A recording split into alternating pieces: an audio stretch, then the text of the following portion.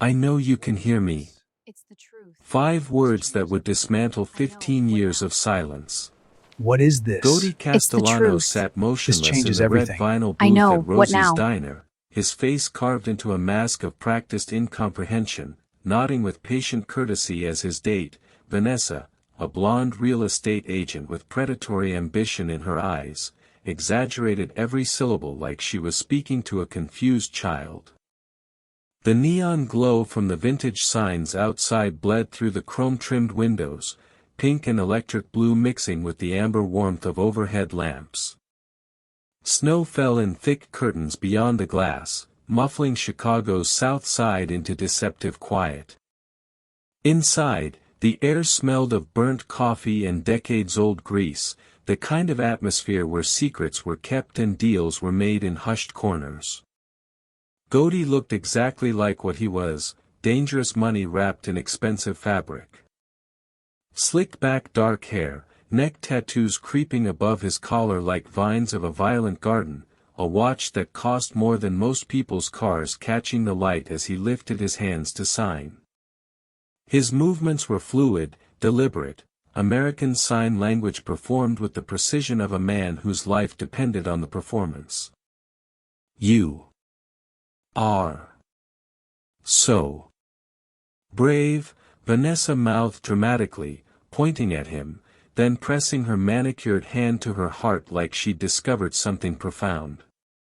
Godi signed back, "Thank you, you're kind," knowing she couldn't understand a single gesture. She smiled, satisfied, already mentally counting whatever she thought she could extract from Chicago's deaf philanthropist. This was his ritual. His protection. His perfectly constructed lie. But across the diner's checkered floor, Mary watched from behind the counter, coffee pot suspended in her hand like a frozen question.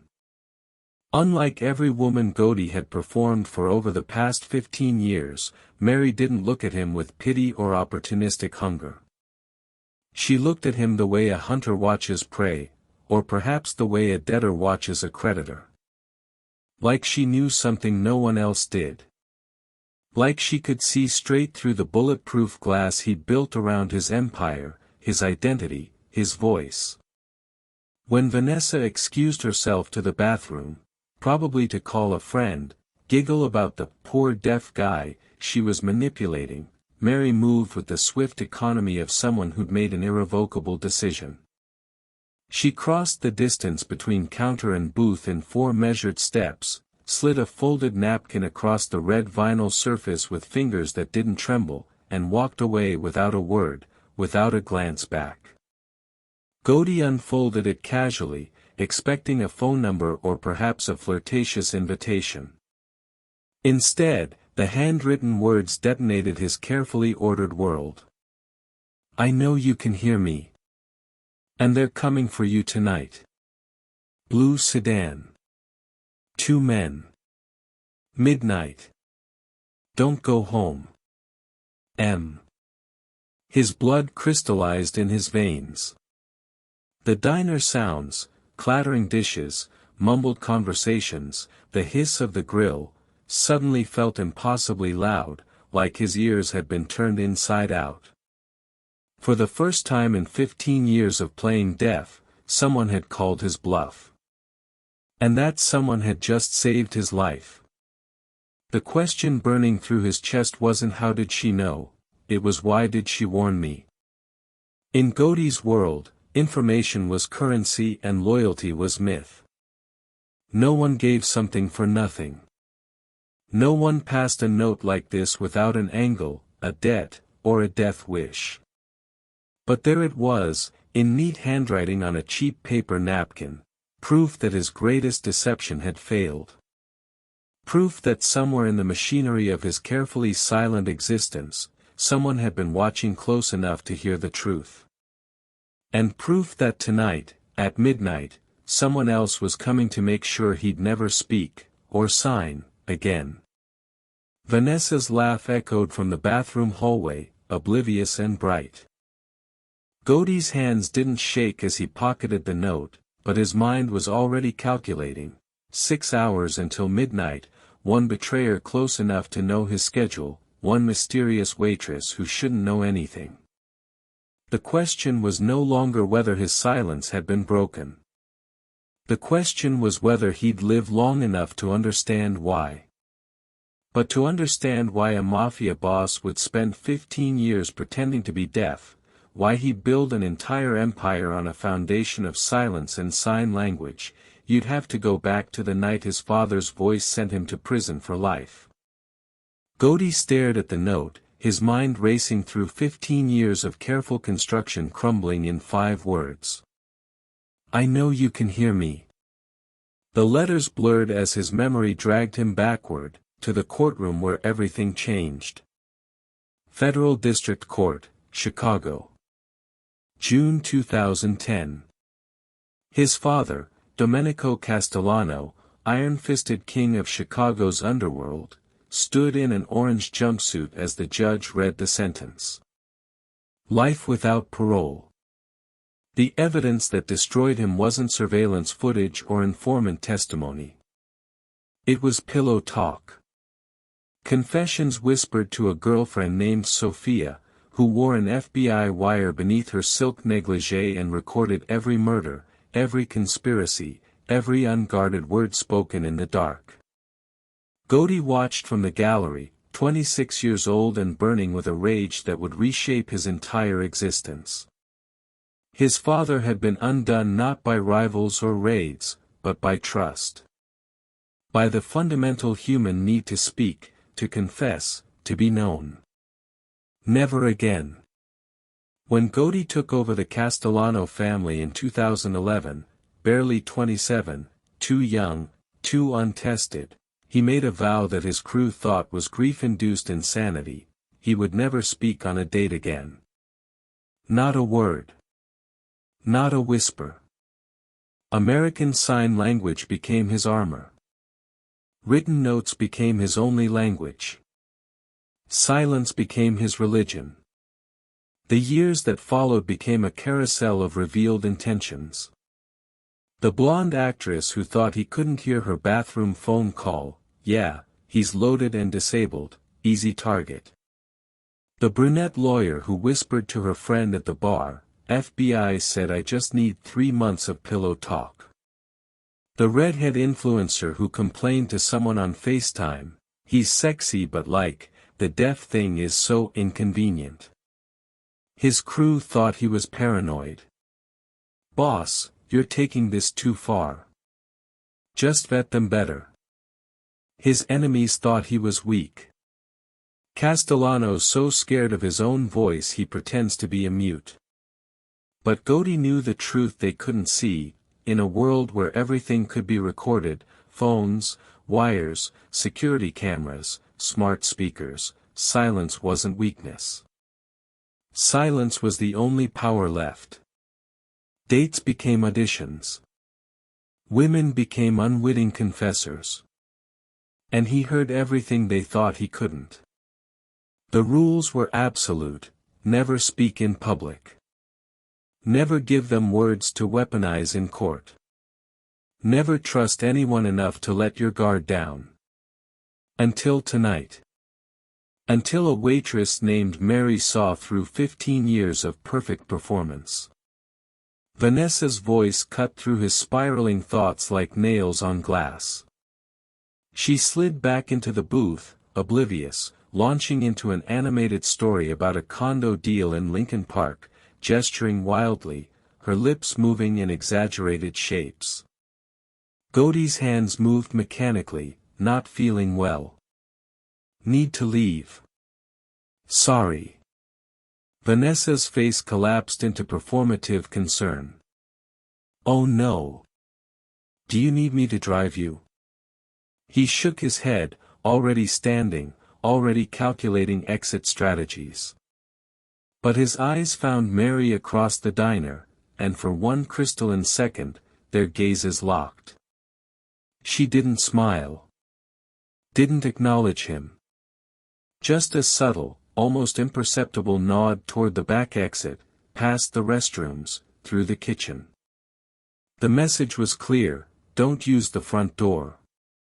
Godey's hand closed around the note in his pocket as he walked toward the back of the diner, leaving Vanessa confused and alone in the booth. Someone knew his secret. Someone was coming to kill him. And the only person offering him an escape route was the woman who'd shattered the mask he'd worn for 15 years. Mary Delgado wiped down tables with mechanical precision, the rag moving in efficient circles across red vinyl, but her mind was racing at a speed that made her hands feel distant and foreign. She just committed career suicide. By day, she was exactly what she appeared to be, a waitress at Rosie's diner, pouring coffee and taking orders with a practiced smile. By truth, by federal badge and sworn oath, she was Special Agent Mary Delgado, 6 months deep into building a RICO case that could dismantle the entire Castellano organization. Every conversation she overheard, every meeting conducted in corner booths, every whispered phone call from the payphone by the restrooms, it all went into her weekly reports to her handler, Agent Rodriguez. Rosie's Diner wasn't just a restaurant. It was a cathedral of Chicago's organized crime families, a neutral ground where deals were brokered over eggs and hash browns. Perfect cover for an embedded federal agent. Perfect hunting ground for someone patient enough to listen. And she'd just burned it all for a man she was supposed to be helping put in prison. 12 years ago. A warehouse on the South Side. Mary at 16. She'd sat in the back seat of her father's rusted Honda, watching through rain-streaked windows as Miguel Delgado was dragged into the warehouse by 2 men who looked like they ate fear for breakfast. Her mother was crying in the passenger seat, praying in Spanish, rosary beads clicking like a countdown to death. Miguel had stolen $50,000 from the Castellanos. In that world, there was only one punishment. The warehouse door opened. A young man emerged, barely 27, dark hair slicked back, neck tattoos visible even in the dim streetlight, gun hanging loose in his right hand. Godey Castellano. Newly crowned. Untested. Expected to prove himself with blood. He approached the car. Mary's breath stopped.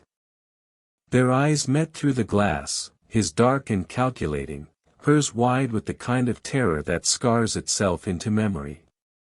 He could see her. See her father's choices reflected in her young, terrified face. He gave Miguel a choice no one expected: disappear forever, or die tonight. Miguel chose life. They moved to Arizona the next morning. Her father started over, construction work, church on Sundays, little league coaching. 5 years later, cancer took him, but he died a good man. A man who'd been given a second chance by a tattooed stranger who should have pulled the trigger. Mary never forgot. Now, standing behind the counter at Rosie's Diner, watching Godey slip toward the back exit, she understood what she'd done. Protocol said let the assassination happen. One less mobster. One cleaner case. But the memory of her father's second chance burned brighter than protocol. She made her choice. She passed the note. Now she waited, heart pounding, career crumbling, wondering if Godey Castellano would run into the night, or come back to confront the woman who knew too much. Tony Knuckles Romano sat in the corner booth of O'Malley's, a South Side bar that smelled like stale beer and broken promises, making a phone call that would change everything. Midnight. Marina City Towers. Blue sedan. His voice was low, casual, like he was ordering pizza instead of orchestrating murder. Security codes are programmed. Clean entry, clean exit. 200 grand on completion. On the other end, a Detroit voice confirmed, professional work. No mess. Tony ended the call and drained his whiskey. His childhood friend, his brother, would be dead in 6 hours. They'd grown up together on Chicago's unforgiving streets, running their first job at 17, a smash and grab that netted them $3,000 in matching scars. Blood brothers, they'd carved their initials into a bridge piling and swore nothing would ever come between them. But that was before Goody went soft. The Death Act was embarrassing. The old school code, no human trafficking, no kids, no unnecessary violence, was leaving millions on the table. Chicago's underworld didn't reward weakness, and Goody's moral posturing was making them both look like relics. Tony had been making moves behind his back for months, trafficking connections in Detroit, warehouse acquisitions, money laundering routes that quadrupled profit margins. This wasn't personal. This was evolution. Tony remembered when Goody used to be ruthless, before their father's arrest, before the paranoid silence, before he started playing saint. The takeover was already planned: expand operations, modernize the structure, triple revenue within a year. Chicago would respect strength again. 3 days earlier.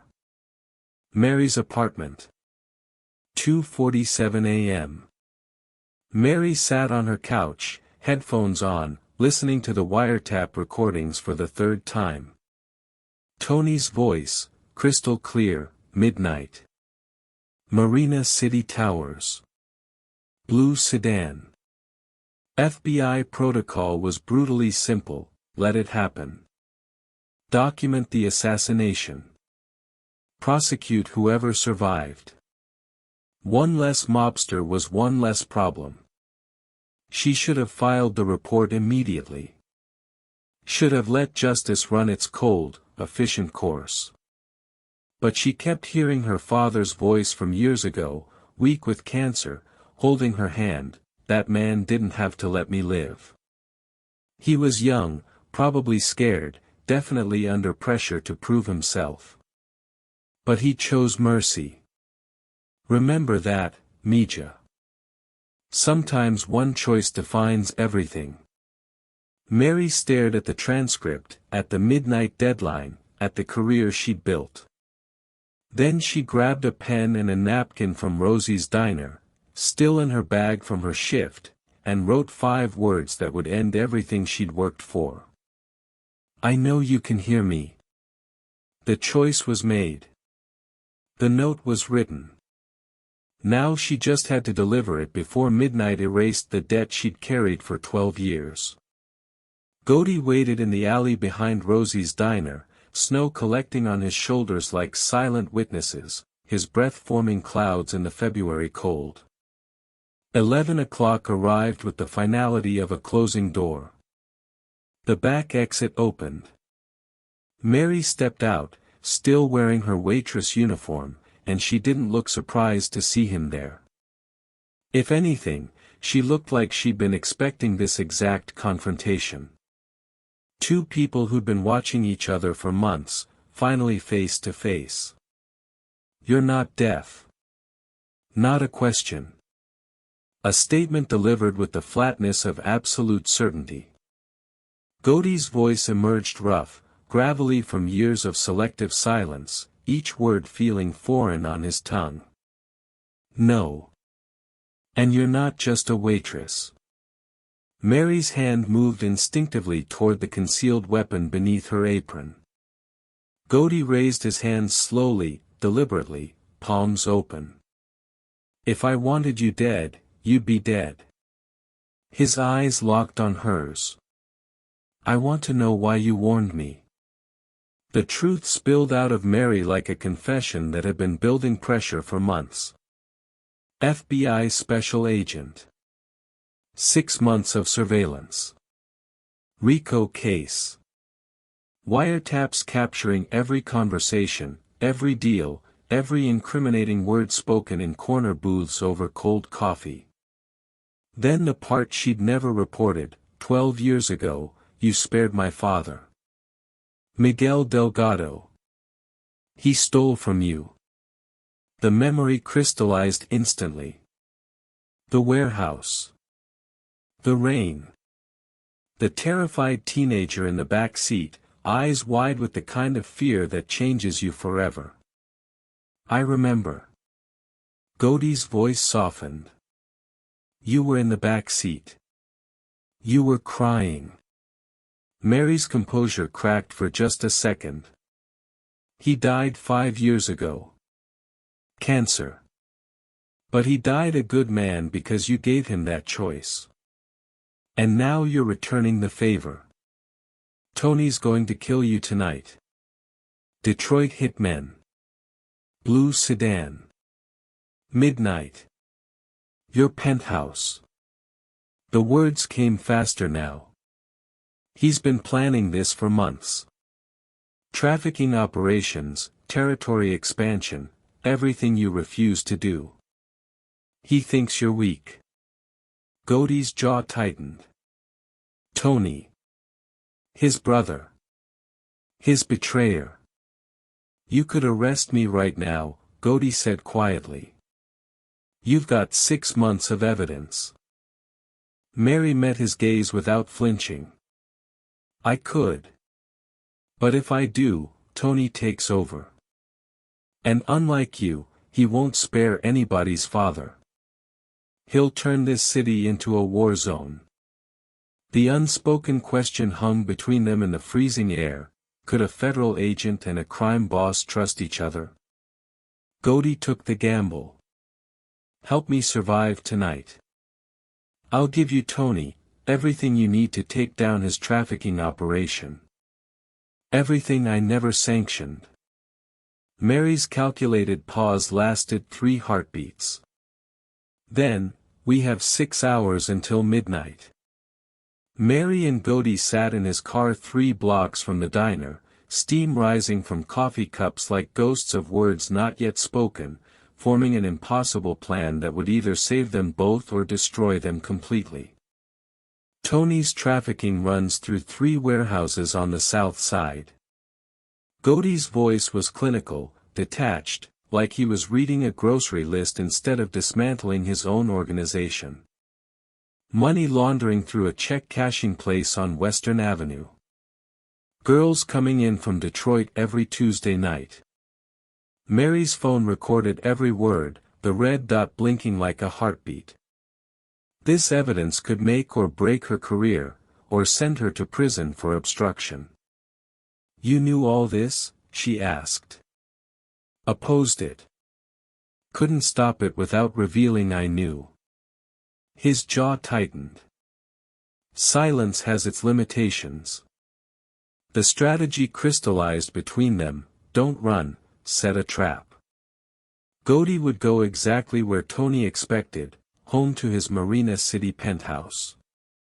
Mary would call her partner Rodriguez, set up FBI surveillance under the pretense of an unrelated investigation. If the hitmen came, they'd be walking into federal custody. The risk was brutal in its simplicity. If Godey got caught in the crossfire, Mary couldn't save him without exposing their alliance. Why did you become FBI? Godey asked suddenly, his eyes fixed on the falling snow beyond the windshield. Mary considered lying, then realized they were past that now. My father got a second chance because of you. He spent it being a good man. When he died, I wanted to give other people that same choice: reform or face justice. You gave him reform. Godey's laugh was bitter. I've killed people, Mary. I'm not a good man. I know. Her honesty cut through the car like a blade. But you could have killed my father and didn't. That one choice saved my entire family. Maybe you deserve one choice too. The plan solidified in the silence that followed. Godey wears a wire. If the hitmen mention Tony's name, it's recorded evidence. FBI arrests them, flips them against Tony. Gotti provides testimony on the trafficking operations in exchange for consideration. Two people who shouldn't trust each other, betting everything on a shared history of mercy. Mary's final warning came as she reached for the door handle. If this goes wrong, I can't protect you. You'll be on your own. Gotti's response was quiet, almost peaceful. I've been on my own my whole life. At least this time, I'm not alone. 11:30 p.m. Gotti stood in his penthouse, floor-to-ceiling windows overlooking Chicago's glittering skyline like a constellation of broken promises, knowing death was coming. The space around him was expensive, cold, empty, wealth without warmth. Marble floors, minimalist furniture, art that cost more than houses. He poured a drink he wouldn't finish, a prop for the performance, and positioned himself where he could be seen. Across the street, FBI's surveillance team Delta 3 watched through tactical scopes. Agent Rodriguez coordinated from the adjacent building, thinking this was routine surveillance that happened to coincide with credible threat intelligence. He didn't know the full truth. Mary made sure of that. 2 blocks away, Mary sat in an unmarked van, earpiece pressed tight, heart pounding against her ribs like it was trying to escape. 11:47 p.m. The blue sedan pulled up to Marina City's entrance. Visual confirmed, Rodriguez's voice crackled through comms. 2 suspects exiting vehicle. Duffel bags. Proceeding to entry. Mary watched the camera feeds. 2 men, professional, cold, moving with the efficiency of people who'd done this before. They bypassed security using Tony's stolen codes, perfect evidence of inside help. FBI cameras captured every frame. Gotti positioned himself by the window, visible from the street, hands moving in fluid ASL gestures, appearing to sign a phone conversation. Still playing deaf even now, even with death riding the elevator toward him. They're 30 seconds out. Mary's voice was steady in Gotti's hidden earpiece. Remember, let them speak first. We need Tony's name on record. The penthouse door opened. Tony's codes worked perfectly. The hitmen entered, weapons drawn, silencers attached like whispered promises. Gotti turned slowly, hands visible, his face arranged in confusion, the deaf man who didn't understand why strangers had guns. The lead hitman's voice cut through the silence. Tony sends his regards. Says it's nothing personal, just business. That's all the FBI needed to hear. Gotti's voice emerged, speaking for the first time on record in 15 years, each word deliberate. Tony sent you. I know. It's over. Move. Move. Move. Rodriguez's command exploded through FBI comms. Agents flooded the penthouse from 3 entry points: door, service entrance, balcony. The hitman's weapons clattered to marble as hands went up. Professionals knew when they were caught. Gotti stood perfectly still, hands raised, as tactical teams secured the scene with military precision. Rodriguez approached, weapon holstered. Gotti Castellano, you're not under arrest, but we need you to come with us for questioning. 2 blocks away, Mary released the breath she'd been holding for 15 minutes. Phase 1 complete, Gotti alive. Hitmen caught. Tony's name on record. The hitmen, facing life in federal prison, flipped in under 30 minutes. Honor among thieves dies when the sentence is forever. FBI interrogation room, 3:17 a.m. The lead hitman's voice was mechanical, detached, Tony Knuckles Romano. 200,000, half up front. He provided security codes, schedules, wanted it done before Valentine's Day. Combined with Mary's 6 months of wiretaps and Godey's insider information on trafficking operations, the case became airtight. Federal prosecutors were already drafting indictments. Next afternoon. Wrigley Field. Cubs spring training game. Tony sat in premium seats, surrounded by friends, family, Chicago's elite, men in expensive suits drinking overpriced beer, laughing at jokes that weren't funny. He thought he'd won. The hitmen hadn't called, which meant Godey was dead. Tonight, he'd announce his takeover at a private dinner. The new king of Chicago. The 7th-inning stretch began. "Take me out to the ball game" echoed through the stadium. FBI tactical teams moved in like shadows. Agents flooded the section from 3 directions. Tony's face went from confusion to rage to animal panic in 2 seconds. Handcuffs clicked. Cameras flashed. Witnesses gasped. "This is harassment. I didn't do anything. You've got the wrong guy." The perp walk through Wrigley Field was the ultimate humiliation for a man who'd spent his life craving respect. Thousands watched. Phones recorded. Tony's empire crumbled in real time. FBI interrogation room. 6 p.m. The door opened. Godey walked in, wearing an FBI wire, very much alive. Tony's face twisted. "You're supposed to be dead. Those idiots were professionals." Godey's response was surgical. "They were. That's why they're testifying against you right now." Tony exploded. "You went soft. All that deaf-mute bullshit, those stupid rules about honor and codes. This is business, Godey.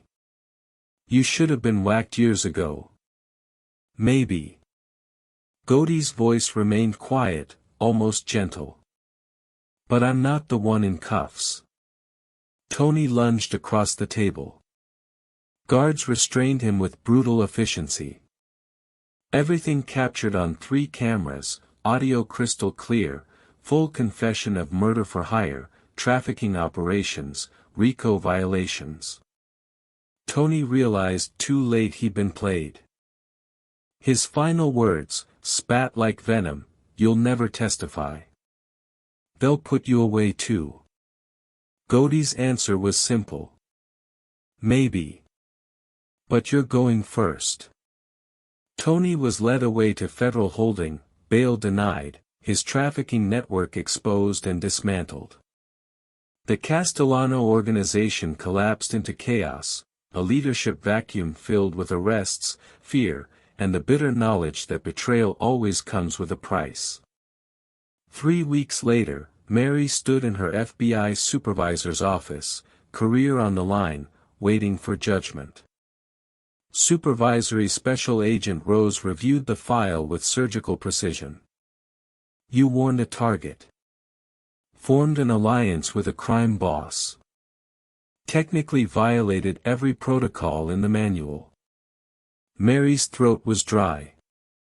"Yes, ma'am. But the results." Rose paused, flipping through pages. 17 arrests from Castellano's testimony. Major trafficking network dismantled. Tony Romano facing life without parole. Mary found her voice. Godey Castellano is more valuable as a cooperating witness than a defendant. The intel he's provided will save more lives than his arrest would serve justice. The silence stretched like razor wire. Rose reviewed files, trafficking busts, testimony records, evidence that mercy sometimes delivers better results than vengeance. Finally, Make it happen. Witness protection. Full cooperation agreement. Plea deal on reduced charges. Mary's career survived, barely. She was reassigned, no longer Godey's handler, a permanent mark on her record that she'd carry like a scar. 6 months later. Somewhere in Montana. The diner was nothing like Rosie's, wood paneling instead of chrome, mountains visible through windows instead of Chicago's concrete skyline. Godey sat in a booth, tattoos covered by long sleeves, hair lighter, name changed. His past buried in sealed federal files. Mary walked in wearing civilian clothes, off-duty, no longer agent and criminal but something undefined. Something built on debt, truth, and impossible trust. She slid into the booth across from him. "You can talk now," she said. "No one's listening." Godey's smile was real, not the practiced mask he'd worn for 15 years. "I know. But sometimes silence says more." "Not always." Mary's eyes were gentle. "Sometimes you just need to hear the truth. Even when it's hard." Godey nodded. "Like a note passed across a table when no one else is watching." Exactly like that. Outside, snow began to fall, covering the past in white.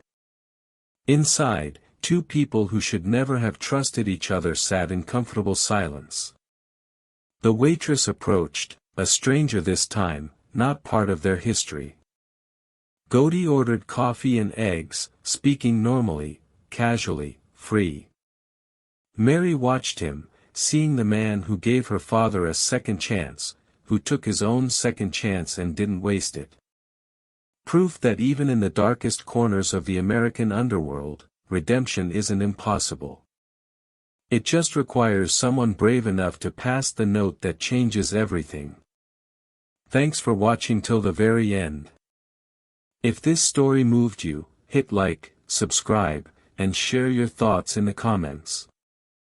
I'll be dropping another unforgettable story tomorrow, so make sure you don't miss it.